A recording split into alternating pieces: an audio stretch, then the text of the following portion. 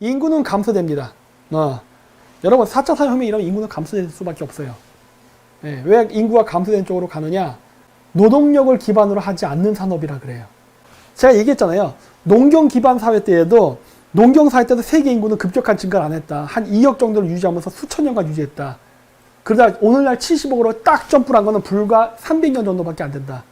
그럼 왜 이 짧은 기간 동안에 엄청난 인구가 폭발을 했느냐? 그건 대량 생산, 대량 소비를 기반으로 한 산업 사회였기 때문이다. 그런데 앞으로는 대량 생산, 대량 소비를 기반으로 하지 않는 정보화 사회예요. 즉 내가 필요로 하는 거를 정보를 캐치를 해서 그만큼의 물건을 만들어 놓는 거야. 그래서 자원을 매우 효율적으로 쓰는 사회가 오고 있는 거예요.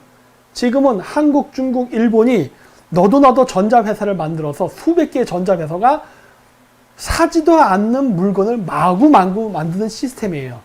그러다 보니까 어떻게 돼요? 자원 소비는 엄청나게 많은데 생산된 제품이 다 소비가 안 돼.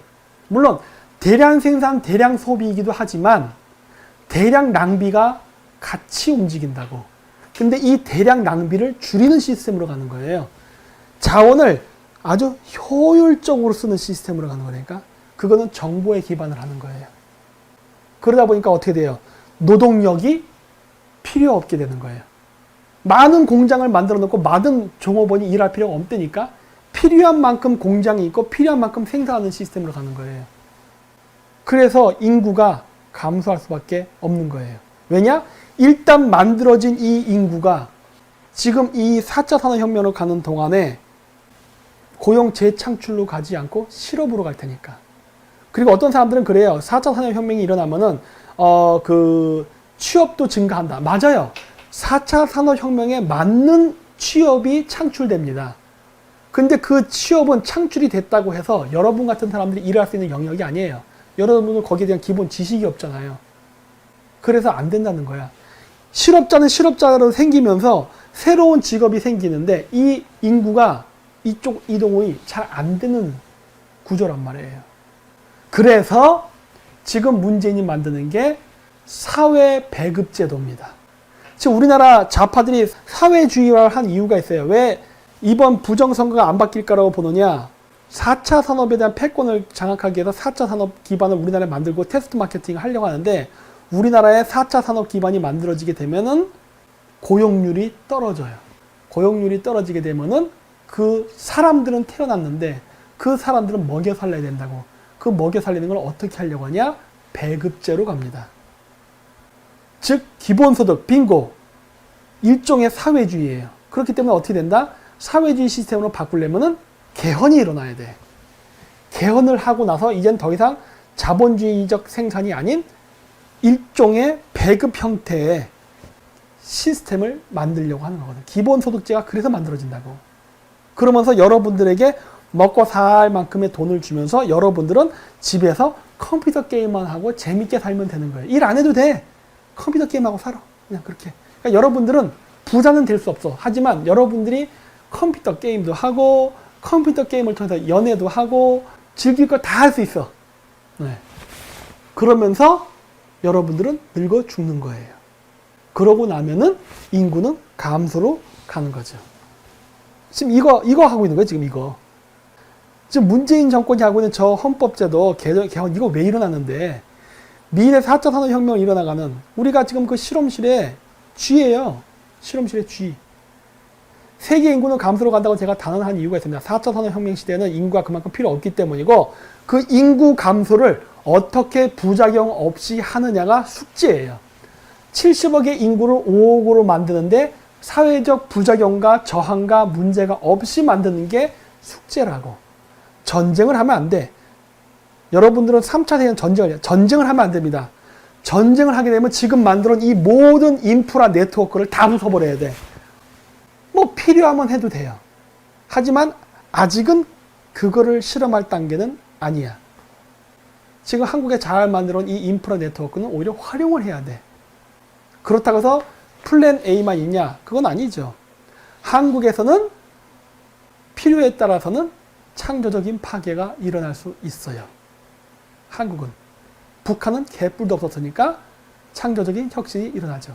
이건 저번에 그 꽝매가 화일락 방송한 얘기인데 그대로 한 얘기예요. 예. 북한은 창조적 혁신, 남한은 창조적 파괴. 기본 구 시스템을 파괴해버려야 되거든. 남북 통일을 하는데 4차 산업혁명의 스마트 시티 개념이 들어가는 이유는 바로 이것 때문입니다. 한민족끼리의 통합이 아닌 전 세계가 정보화 산업 속에서 정보화 세계로 가는 그 테스트 마케팅을 한반도에서 하면서 벌어지는 플랜 A와 플랜 B가 남한과 북한에서 동시에 일어날 것이기 때문에 그래요. 이것이 지금 일어날 거예요, 우리나라에서. 그래서 인구 감소 쪽으로 갑니다. 기본소득제 언제 시행되나요? 지금 서서히 하려고 하는데 문제는 국가 재정이죠. 그 기본소득제를 하는 거에는 여러 가지 목적인데 아까 얘기했듯이 배급제를 만드는 것에서 사회주의 제도를 만드는 것도 있고 또 하나 뭐냐? 한국의 재정을 의도적으로 파탄내는 겁니다. 한국의 재정이 파탄이 나고 그러면서 기본소득이라 그래서 한국의 원화를 마구마구 찍어내야 한국의 원화 가치가 똥값이 돼요. 그러면서 상대적으로 달러의 값어치가 올라갑니다. 그럼으로써 우리나라에서 통용되는 미래의 전자화폐는 중국이 만들려고 하는 위안화 중심의 디지털 화폐가 아니라 달러를 기반으로 한 디지털 화폐가 한국에서 상용화될 수 있는 길이 열려요. 그래서 단일 화폐가 만들어집니다. 세계의 단일 화폐가. 어쩌면 그것이 트럼프 행정부 때에 일어날 가능성이 있어요. 트럼프는 메시아도 아니고 사탄도 아닙니다. 그런 거 없어요. 그런 거 없고 그냥 패권 경쟁 속에서 미국은 자기 살 길을 찾아가는 겁니다. 우리나라도 우리 살 길을 찾아가야 되는데 안타깝죠? 이런 게 안 된다는 게. 페미니즘은 4차 산업과 연관이 있나요? 네. 결혼 못하게 해서 인구 줄이는 작전입니다. 그래서 제가 우리나라가 그러한 상황 속에서 애를 낳아야지 된다고 하는 이유가 뭐다? 그래야 우리가 이후에 세계 인구 감소로 갈 때 인구 지도에서 우리 한민족이 차지한 인구 비율이 늘어날 테니까. 한민족의 인구의 숫자를 최소한 남북한 합쳐 7천만인데 5천만이라도 보존만 된다면 세계 인구 5억에서 5천만이면 세계 인구의 10%네? 엄청난 숫자 아니에요. 그런 걸 만들기 위해서는 우리는 미국하고 긴밀한 공조관계가 필요하다는 거예요. 세계 인구 감소 속에서 한국의 인구만큼은 보존을 시켜야 된다고. 근데 그거를 반중 친밀을 하지 않으면서 그게 가능할까? 미국이 앞으로 중국을 어떻게 때려잡을 건데. 오바마가 선택된 이유가 뭐냐고요? 큰 실험이라니까요. 저런 짓불도 없는 무명인도 대통령이 되게 만드는 건 정보의 힘이라니까. 오바마 때도 성공을 했고 트럼프 때도 성공한 거예요. 즉 이러한 실험은 그 정당이 민주당이냐 공화당이냐 상관없이 가능하다예요. 즉 뭐다? 미국의 좌파와 우파의 사고방식을 좌지우지 움직여서 선거 결과를 뒤바꿔버릴 수 있다. 이게 중요한 데이터 결론이라니까. 그랬고 그러한 정보의 메커니즘, 그 딥싱킹의 그 정보 메커니즘과 로직은 미국에만 적용되는 게 아니다. 왜? 그 회사가 다른 개발도상국 국가 선거에서도 움직여서 선거 당선시키고 그랬어요. 아프리카에서도 그렇고. 그 드라마 보면 나와요. 네, 거기 나옵니다. 그게 두소 그렇게 하자라고 해서 뭐 선거 안 하기 운동 이런 거 있고 낙선 운동 이런 것도 이렇게 뒤에서 조작했다는 게 나와요. 그래서 이미 서방 세계는 정보 그 알고리즘을 이용해 갖고 미국뿐만 아니라 모든 나라의 선거의 결과를 바꿀 수 있을 만큼의 데이터와 경험을 축적했어요. 놀라운 거죠. 네? 그 얘기는 뭐다? 나 같은 사람도 저런 애들하고 좋은 인간관계만 맺으면 대통령이 된다예요. 아시겠어요? 한국에서 인맥 쌓고 뭐 국민들 어디 재래시장 가서 국밥 먹으면서 손 잡고 이런 거 안 해도 된다예요. 이게 결론이에요. 놀랍지 않아요? 그게 가능해진 거예요. 그게 정말 놀란 거야. 이렇게 되면 이제 어떻게 된다?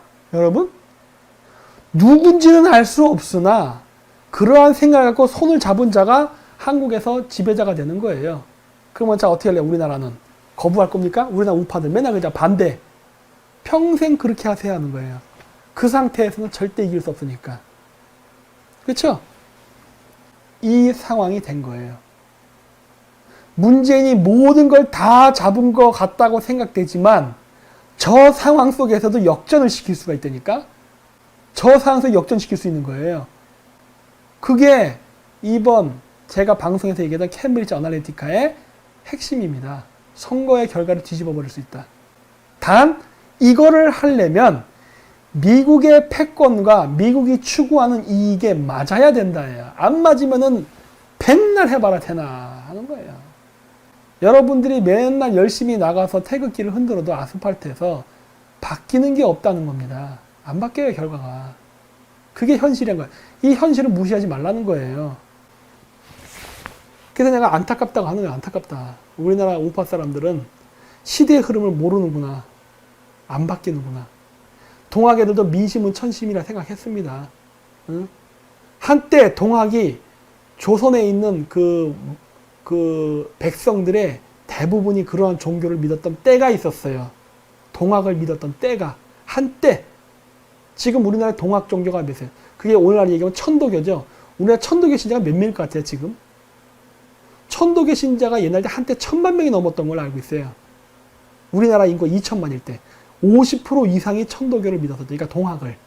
지금 동학 인구가 1000만은 될 것 같아요? 아니, 100만은 되나? 급격하게 사라지죠.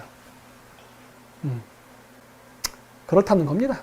네. 그래서 오늘, 이제 댓글도 어느 정도 이제 보고 얘기했고, 금요일 날 제가 이거에 있어서 얘기할 거잖아요. 그러니까 금요일 날 질문을 많이 해주세요. 금요일 날, 일요일 날 많이 해주세요. 제가 그 질문에 맞춰 답변을 할 테니까. 오늘은 제가 일방적으로 방송을 하는 시간이었고, 일요일 날은 질문을 받는 시간이니까, 이틀 동안 잘 생각해 두셨다가 한번 해주시죠. 일요일 날 방송 3시간이고 4시간이고 질문 끊길 때까지 제가 되도록 제가 질문을 받아드릴 테니까 한번 해주시고 오늘 불금하시기 바랍니다. 아이고 12시 반인데 늦게라도 나가서 맛있는 거 좀 드시고 좀 하십시오. 네. 그러면은 일요일 날 뵙겠습니다. 안녕히 계십시오.